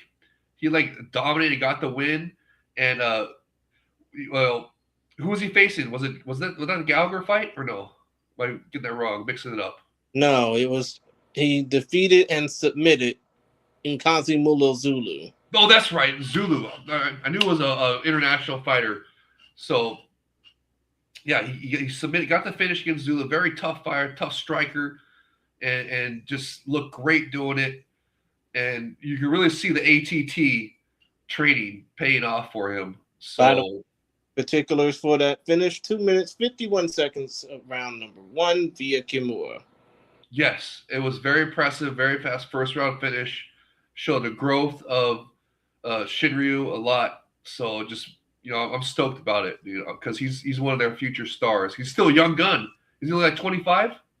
Yeah. Yeah, that's still young gun status in my opinion. So he's got a bright future with Ryzen. Oh yeah, of course he does. And you know what? I hate to basically, not talk about this guy or make it feel like this dude doesn't exist because he is one of the pillars of African MMA. But when you think about what's next for Nkazimulu Zulu, I mean, the dude's now one, and if I'm not mistaken, 1 and 2 in Rising. You know, it's hard to basically tell a pillar to go home or go somewhere else. Actually, no, he's 1 and 3 in Rising now, but still don't. What's next for Nkazimulu Zulu? Does he go back to South Africa and defend his EFC titles, or No, he's a good striker. He just because he lost once. No, you don't kick him out because he lost once. he's on a 3-fight losing streak? Yeah, I mean, he took Kyoji Horiguchi to the limit, the absolute limit. Those losses are deceptive, right? I mean, dude, Horiguchi is a world class fighter, and Zulu almost got him out of there. Okay, so just put him against a striker. So I don't want to take too long on this fight. JBF, what do you think of this fight? I want to keep it moving like you want. So I want to get your thoughts before we move on. Yeah, it was a good win. Zulu should come back too. Are you sure? Why not? He's popular enough. Yeah, good striker, exactly. Of course he is, especially considering the fact that, again, if Zulu continues to fight, it'll only give more credibility to EFC Worldwide and the folks down in South Africa. I mean, believe you me, I saw video footage earlier today of Daniel Dzubicki, our Polish guy, basically doing commentary on some EFC shows, and he was very passionate about that stuff. Yeah, I love Daniel. Great. Like I said, our Polish correspondent, Daniel Dzubicki, great guy in the Rise of the FFans Discord, everything. Everybody go give him a follow on Twitter as well. So that's cool. So he was doing the EFC coverage. That's cool. Yeah, he's doing. I mean, in case you didn't know, the dude does commentary for EFC Worldwide, and again, you can check him out on Twitter and Instagram. Of course, if you're listening to this, the links for this man's accounts will be in the description. Nice. But still, though, all right, let's get to the next fight. Let's keep it rolling. Let's beat 2 hours here. Oh yeah, of course. Or we can just simply go 2.5 at most, but still though. At the very most. I want to beat Drew's time. Of course you do. You're as competitive and wanting to defeat Andrew as I am, but I'm still though. Point is, we keep the action moving, and we talk about now a new star in a now vacant division. Natasha Kuziutina submitting Ayaka Hamasaki via what else? An armbar. And the official time of that result, as I am looking down the list, and I'm sorry, but we're basically skipping over the knockout victory of Tayo Asahisa against Singh Payak in kickboxing, because we enjoy kickboxing. Yeah. We enjoy talking about kickboxing. It's just the fact that it's not really our thing. No, it was cool. We'll just do a little quick snippet on it because it was cool. The kickboxing King K1 kickboxing guy got the nice TKO knockout. So it just shows maybe they're building towards like a dynamite show in the future or something. Working with King K1. So that was cool. But yeah, we're about mixed martial arts here. So let's just say that was one of the best body shot knockouts I've seen all year. Yeah, it was in a long time. It was incredible. Yeah, it was a hook to the right to the body, right? Yeah. Oh yeah. Yeah. brutal body punch. I mean, would you say it basically made Boss Rutan proud? Absolutely, yeah. I mean, because you see the guy, he like it was almost a delayed reaction. Like the Thai fighter was like, for a second, he's like, oh, he goes down like right away. Delayed reaction, and he collapsed. Yeah. No way that he and it was a walk off after that. Yeah, no doubt that he was done. Yeah. Okay, that's enough about the kick. Let's get to enough the of that. Fight. Back to the super atom weights. Yes, let's keep it rolling here. We're gonna get done by 2 hours. Of course. Olympic bronze medal judoka Natasha Kuzyutina submitted formerly Hamachamp Ayaka Hamasaki 4 minutes 54 seconds round 1 via what else? An armbar.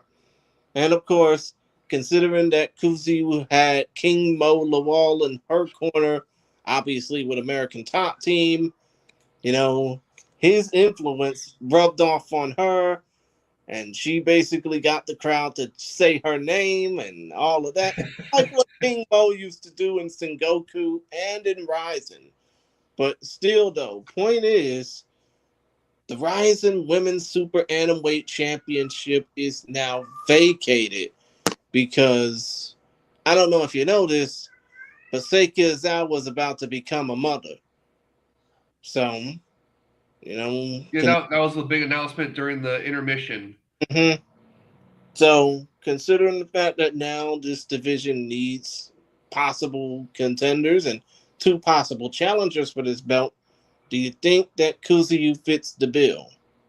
Yes. I'd like to start and say that it's the perfect time and perfect weight class for a Grand Prix, Super Atomweight Grand Prix. For once, I'm going to say it instead of J-Wolf because it makes sense this time. The champion's expecting she's going to be out for a year and a half or more, most likely.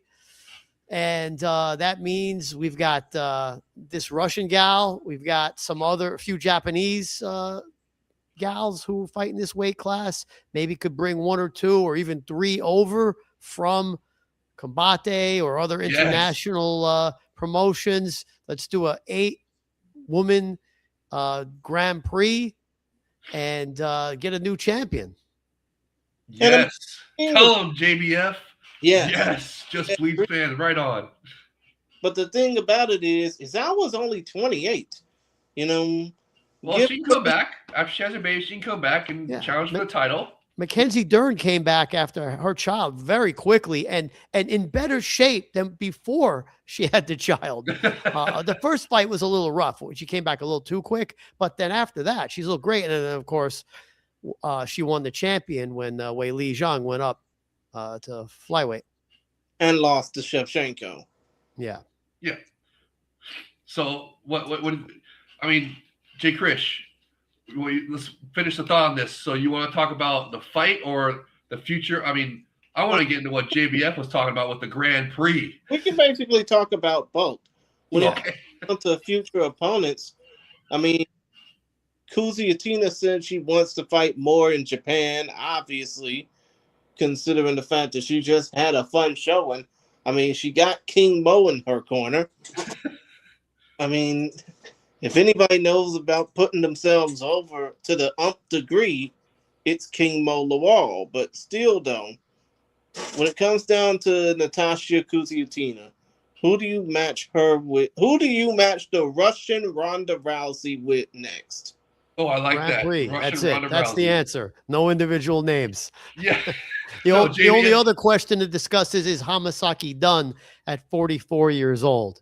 I took a loss and a finish because I drafted her for cheap for the fantasy league. But who knows what her future may be? Maybe retirement. Yeah, no, I mean, at least she didn't get beat down too hard. It was a nice, submission. So, because I like Hamasaki as well, so I didn't want to see her get beat down. So, But impressive performance by Kuzia, and 100% on board with Just Bleed fan. Yes, do the women's Grand Prix. 100%. You can bring in Reina. You can bring in Invicta was saying that they were coming back. Shannon Knapp, the CEO Yeah, of Invicta. here's the thing, Jay. They have been off for like 340 days. Well, whatever. They got atomweight fighters. So I'm just saying, you can make a 16 woman Grand Prix if you want to. I mean, I mean, there's Invicta. All right, let's not get ridiculous now. Okay, well, hey, J for Wolf sure, always goes too Combate far. Global. For sure, Combate Global has atomweight fighters. So if you want, forget about Invicta. Combate Global has good atomweight fighters they can bring over to enhance this 8-woman Grand Prix. And I'm just 100% on board with that. I love it. Hope it happens. And Kuzia is going to be the favorite of it. I mean, she looked very impressive. Olympian. I mean, just totally demolished Hamasaki, a former champion, with ease. Okay, I know she's older now and like former champion, all that, but it was just a very impressive performance like Kuzia. So can't wait to see this Grand Prix that JBF is cooking with. They don't have another Grand Prix announced yet. It's April. It's mid-April. There's no other Grand Prix announced for 2026. So I don't know if they have a male Grand Prix in the works. Do them both. This is when the champion, goes away pregnant. This is like the most obvious solution. Oh, 100%. Yes, I love hearing that. Yes. All right, let's continue. Listen Next to the fight. man, Sakakibara-san. Listen to the man. Rose Gold, please listen to the man. Yeah, of course. Well, let's go ahead on and continue with our second to last fight that we'll talk about single-handedly. And that would be Kazumasa Maijima making the Strabanimal James Gallagher tap out. And when Gallagher was interviewed by me and interviewed by Andrew, he had lofty ideals about wanting to win the fight and then, move on to bigger and better things. But, let's just face it, this fight wasn't like all those times that he fought in Bellator, or even in more recent times when he fought for 971 FC in the UAE, or even tried to fight for ACA in the UAE, which was a literal shit show to say the least. But still, though, point is, Kazumasa Maijima defeated James Gallagher via technical submission due to an arm triangle choke, 2 minutes, 34 seconds of round number 3. When it came down to this particular fight, Maijima can still get it done. What's next for him? Also, in the case of Gallagher, I don't know how long of a contract he's got in this promotion. I think it's for a few fights. But what's next for the Conor McGregor-trained Irishman? Man, I mean, dude, at least he went out on the shield, right? He didn't tap out. He was put out cold, bro. So that was such a great submission by Maijima. I mean, he's got to be close to a title shot himself. I mean, what weight class was this again? Was this featherweight or bantamweight? What was it? Bantamweight? Oh, featherweight. Okay. So for Gallagher, I mean, do you want to do an all former Bellator matchup with Patchy Mix? I mean, a lot of fans are hoping for, at least. Is that okay? Yeah, that's a good one. That's a good one. I mean, and then Maijima again, impressive performance, submitting the grappler. Like we told you on the preview show, this is going to be a grappler's delight, and it sure delivered that. And Maijima got him with a fantastic choke that put him out cold. So I want him closing in on a title shot, maybe the number one contender bout next against whoever you want to put in there against Shad next. But it's super impressive performance. So JBF, what do you think about this one? Well, I was thrilled because I bet Maijima at plus 150. Both of my Ryzen underdogs won me money while I was sleeping. So I was quite happy about that. And yeah, he looked great to actually put him out cold, technical submission.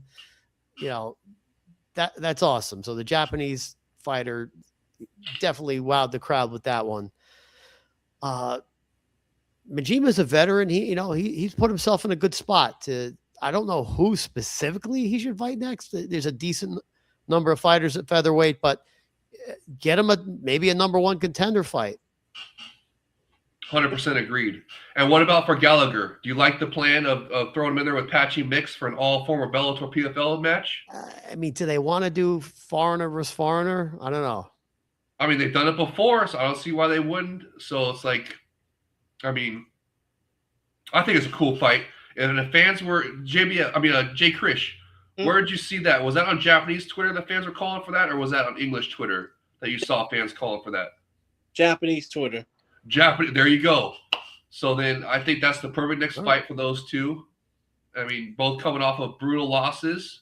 Rising Prince Akimoto just demolished Patchy Mix with superior rule set strikes, and Majima just choked out Gallagher and put him to sleep, like out cold. So I think that'd be great fight against those two fighters in the future. Oh yeah, of course, of course. Now, as far as the future of the featherweight division, I mean, let's just say Mikuru Asakura is coming back, well, supposedly coming back. I mean, do you think that he would have a chance at facing off against one? Well, actually, I think that he already faced off against Majima, didn't he? Yeah, I already think that. Like I'm thinking that he should face against Hagiwara. Honestly, I think that'd be a super massive fight for them. So because they're both super popular fighters, they could probably do some good numbers at like a dome show for that. So that's what I'm thinking next for him. Just that this now, unfortunately, Majima and Asakura never faced off against each other, so I guess, but I mean, I want Najima on the path to a title. right. So, okay, all right. Jeff, what say you before we move on? Yeah, I like it. I mean, Bring you him back soon. Some kind of number one contender fight. understood? Understood. And you know what? Let's go ahead and move on to the last fight that we're going to be talking about, and then I'll reveal to you the score of this whole Japan versus the world thing. It's Nurkan Tsumagazi defeating Tenya Yoshimura via unanimous decision after 3 5-minute rounds. Now, here's the thing. Tenya was the one that came in 7.7 pounds overweight for a 157-pound fight. I mean, this fight was supposed to be contested at lightweight. Tenya basically, pissed off all of Pancrase just to put this fight under. I mean, he did not take this fight seriously, and then after losing, he basically blamed everybody but himself. I mean, so, when it comes down to this particular fight, despite the non-finish, is Nurkan still a future star on the rise? Also, considering the weight miss and backlash that Tenya Yoshimura got, what's next for him? JBF, you go first. Yeah, very impressive. He's coming off several fight win streak. Never mind the fact that this dude was debuting in Rising for the first time after a career fighting in Pancrase. Go ahead and we're talking about Jumagazi? No, Tenya. Oh, I'm sorry.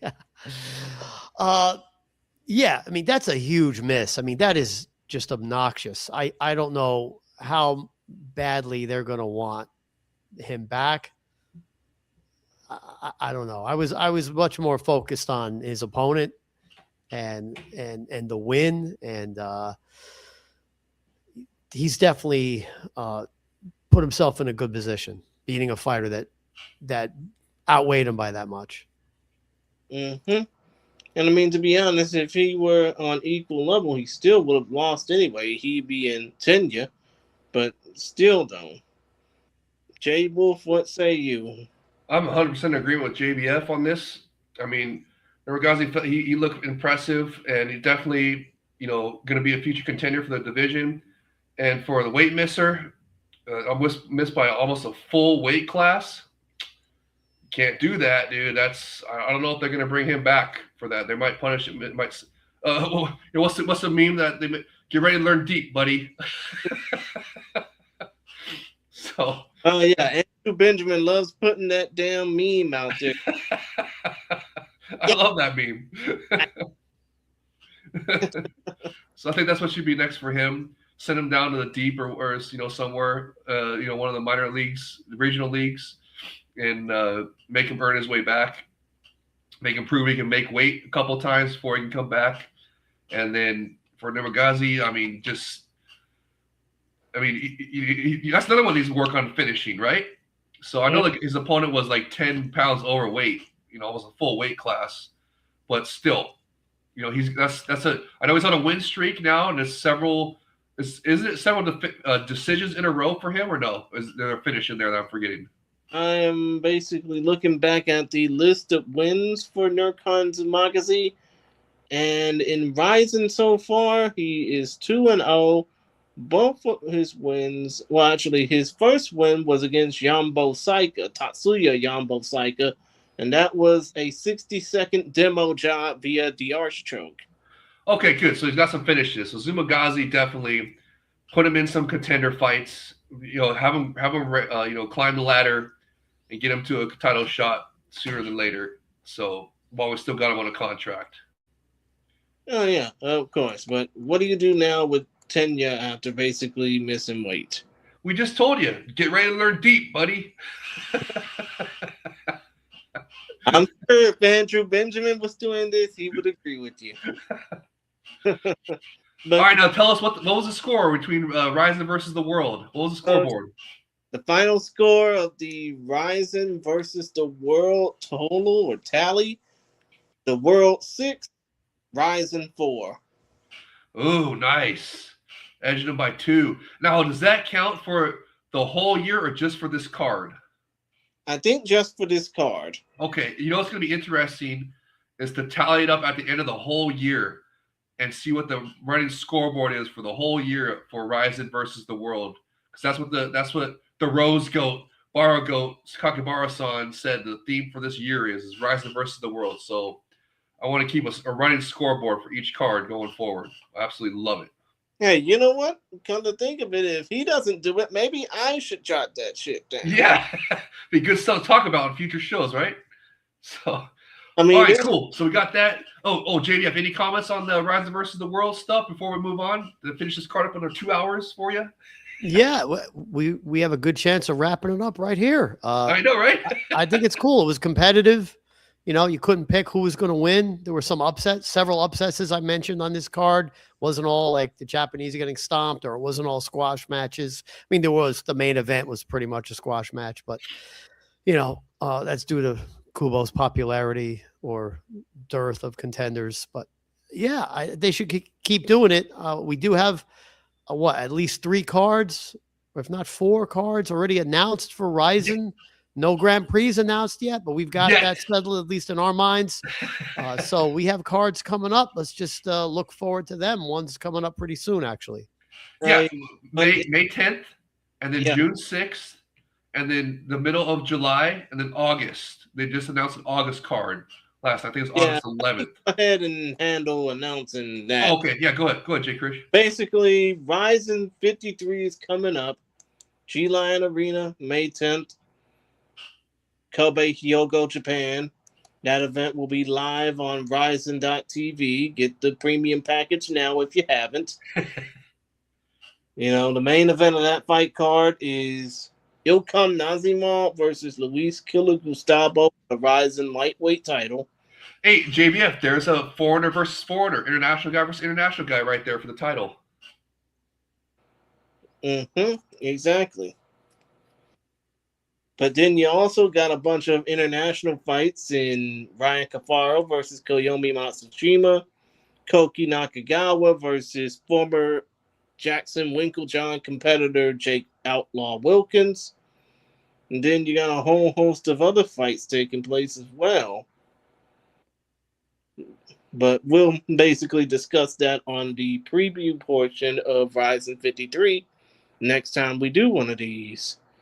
But as far as, Ryzen goes, at least for this event, 10 finishes off of 16 fights. Which one was your fight of the night? Which one was your performance of the night? JBF, you go first. Performance of the night. Wow. Okay. I mean, it's basically better than saying finish of the night because let's face it, being about a good 70 or 80% of the damn fights for finish. Yeah, I'd say Majima. I mean, I love a technical submission. I love somebody that wins me money, and he was the underdog. So that's performance of the night for those three reasons.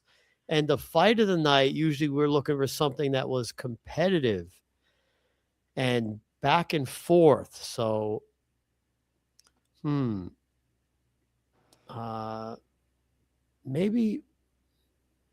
Miyagawa in a way. Well, that was a unanimous decision. Oh, Pitbull and Poirier. You stole mine. That's what I was going to say. I thought, I mean, a competitive fight that goes to a split decision where the commentators are debating how it would have been scored under the old rule system. That's the fight of the night.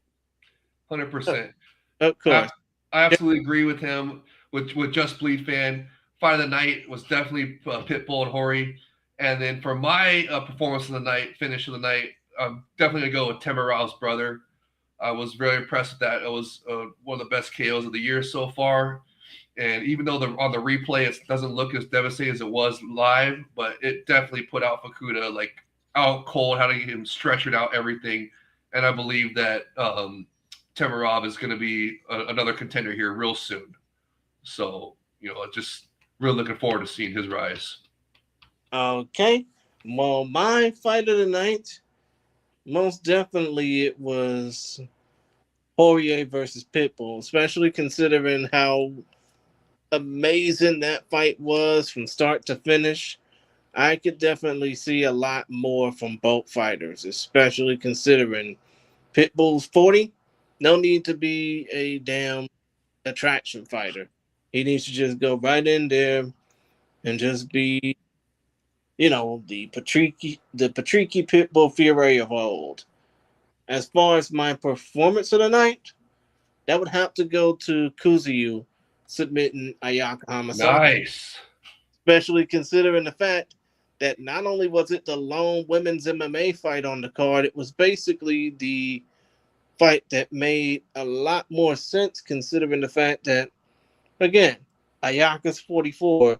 She doesn't have a lot of skin left in this game. She probably should have, if she would have retired, she would have gone out like how Megumi Fuji went all those years ago. No. You know what I thought you were going to say? I thought you were going to say Shinryu. But I like your pick of Kuzuya. Yeah. I mean, come to think of it, there's a lot of great fights on this card that basically warrant that. But still, though, I think that the Kuzuyu fight is going to be a passing of the torch, to be honest. So you think she's the favorite to win the potential Grand Prix that Just Bleed fan threw out there for the Rose Goat to do? Of course. But you know what? We'll see. Now, real quick, Rizin's next events are lined up. And I think you hit the nail on the head about this earlier. But I'm going to talk about this now. And we both got interviews with Katie Perez. Mm-hmm. Make sure you guys check those out. Well, you're basically saying check those out when you put yours out. I haven't done mine yet, but still, though. Upcoming Rizin schedule. Rizin 53, May 10th from the G-Lion Arena in Kobe, Hyogo, Japan. Rizin Landmark 14 at the Zebio Arena in Sendai, Miyagi, Japan. That'll be on the day known as June 6th. Rizin Landmark 15 from Hiroshima Green Arena in Hiroshima, Japan, July 18th.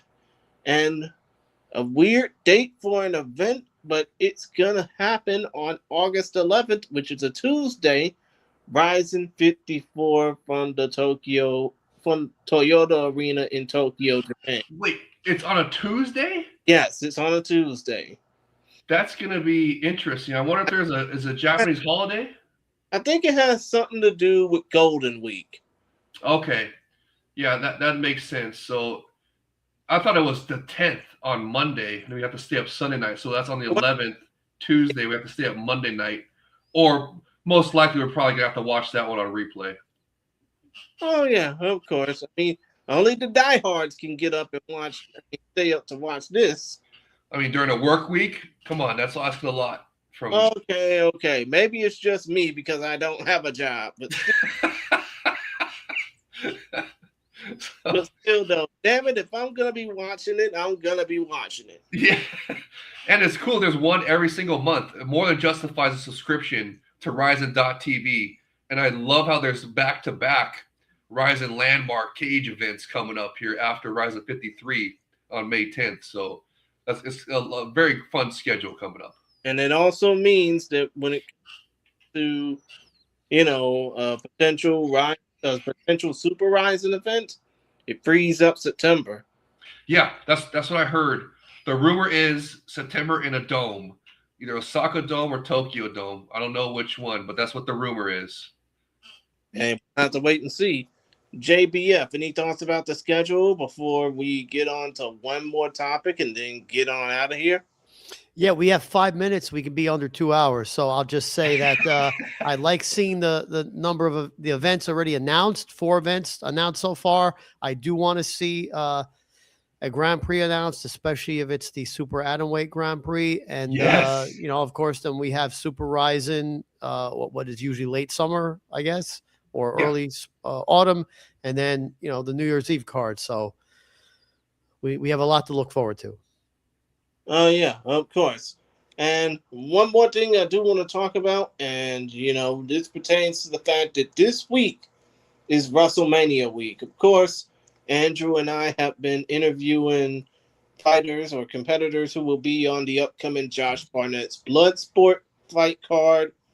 That will be on Friday afternoon. If you're listening to this, go ahead and check out the collective over on Triller TV Plus if you haven't already. It's a fun card that you should definitely go out of your way to check out because Andrew and I respectively interviewed competitors who will be competing against certain fighters, former MMA fighters, oh, by the way.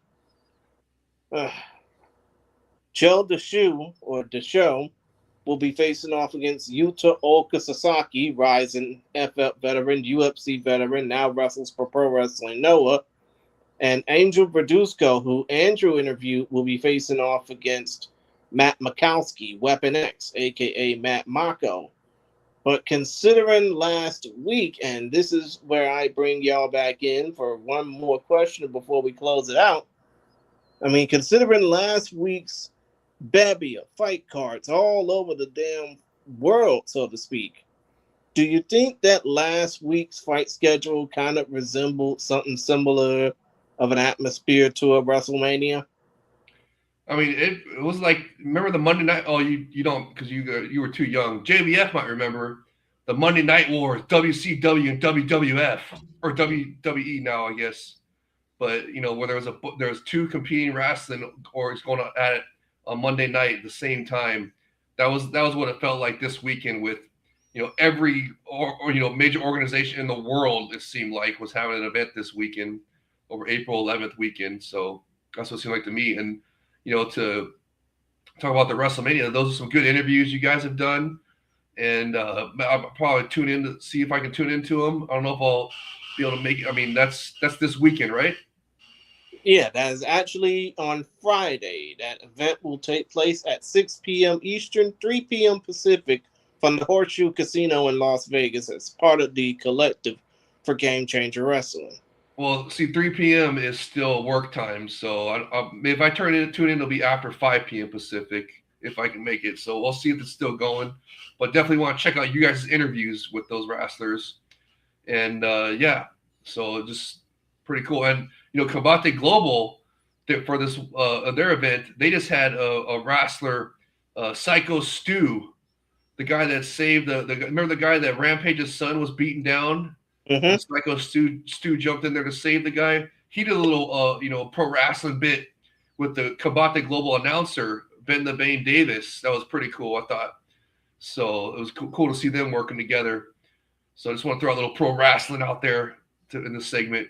So, right. Do you have any thoughts real quick before we wrap this up?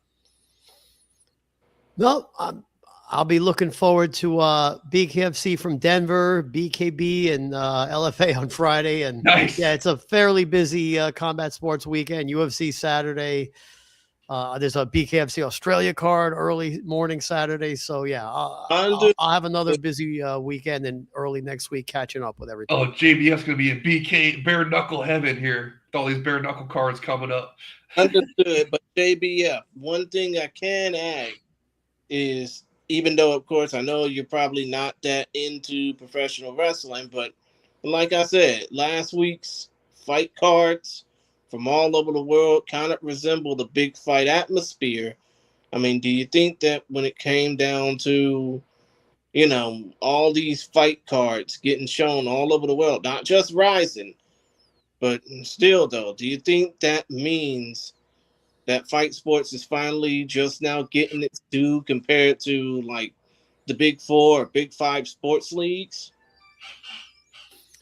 I mean, as a business, the UFC's head and shoulders above everything. I mean, but yeah, there's a lot of combat sports. I know we all we remember the early days when there were a number of fight promotions on television, back when cable was the thing that everybody had, Access TV and, Strike Force and Bellator and all that. But nowadays it's sort of different, and you've got different combat sports. You've got BKFC creating a new category, and BKB also as well. You've got these other hybrid organizations like Game Bread and Dirty Boxing.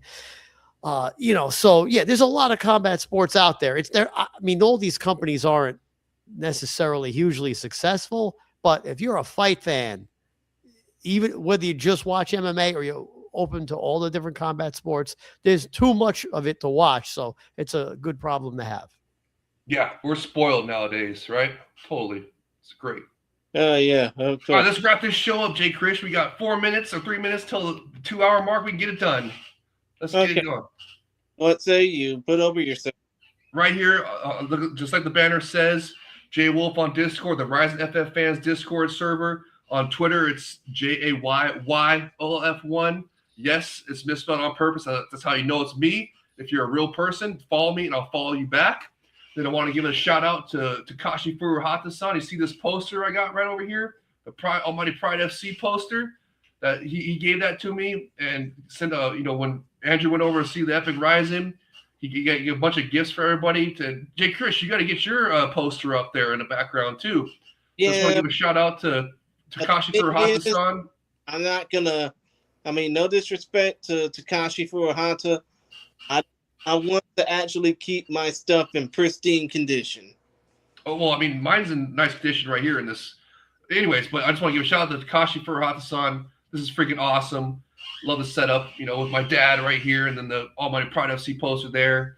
And then also to continue on plugging my stuff on the Todd Atkins show. We're going to be doing the Rising Report.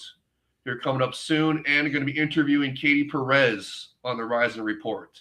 So everybody check out that, please, as well. And yeah, that's pretty much it for me. And then of course we're going to do some preview shows for the upcoming Rising 53, May 10th, hopefully with you, Drew, Aisha from the City Life Project podcast, all these places. So it's going to be a lot of fun.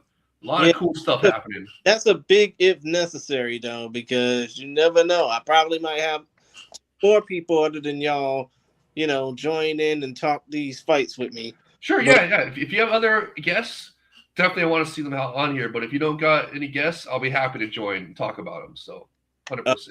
JDF, what about you? Where can people find you? I'm just on the Rising FF Fans Discord with you two guys. Yes, and you run the Rising Fantasy League. Yeah, I was just about to basically say, Just Bleed Fan doesn't have a lot of social media. Hell, he probably doesn't do social media at all. He barely knows how to work a computer. But he's a computer genius. What are you talking about? Excuse me, that's not true. I would put my computer skills up against anybody. But yes, I'm on Discord with in the Rising FF Fans Discord, and I do, as you mentioned, run the Rising Fantasy League there on the Rising FF Fans Discord. So it's a bit of fun. It's a lot for of fun. those of us who follow the promotion. Absolutely. And thank you for that. Again, shout out to you for doing that Rise that Fantasy Discord. That is so much fun. And it's free for everybody to join. So I just want to put that, and you can join any time of the year as well. So we do it on individual card basis. So it's a lot. It's really cool. Everybody should join. I All right, mean, Jay Chris, just take it out here. We hit the 2 hour mark. It's perfect time to take it out. yeah, let me go ahead and finish the show by saying when it comes down to the Rise and FF Fans Discord, only two rules that we got, and Andrew Benjamin basically made it so, just be fair to interact with everybody and just don't be a dick. Don't post links. Yeah, no illegal links and no racism. That's the only two rules. You can troll, you can talk trash, whatever you want. It's cool. It's the wild, wild west in there. It's a lot of fun.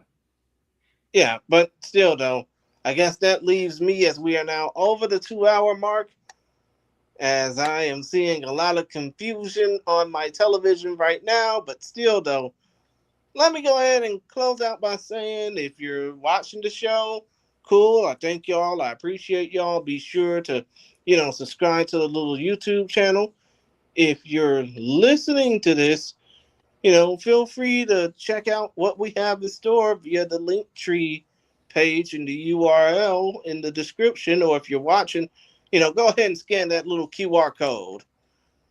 But still, though, point is, when it comes down to Andrew Benjamin, you can check out all of his shenanigans and hijinks over on the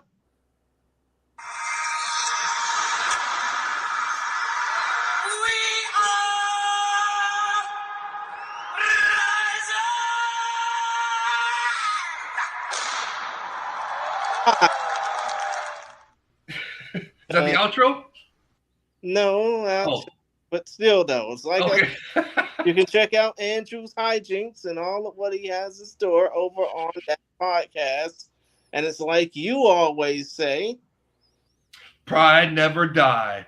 Pride has risen. Yeah, of course. But still, though, you can check out all of Andrew's work over on MMAsucker.com. You can check out all of his stuff over on Twitter and Instagram.